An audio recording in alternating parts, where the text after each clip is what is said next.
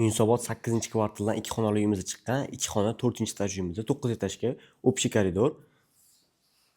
Bu yog'imizda podyezddan kirishimiz bo'pti. Bu yog'imizda sraz zal chap qo'limizda. Zal fransuskiy planirovkada bo'ladi. Mana katta keng. Uyimiz remontdan chiqqan, asvejit qilib qo'yishgan remontlarni. To'g'rimizda oshxona qismi bo'ladi. Oshxonasida ham mana mebellar bor, stroyni.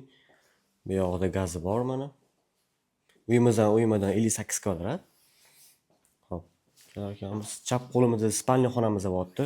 Tarsovoy bo'lganda o'chib qilishgan uy egalari.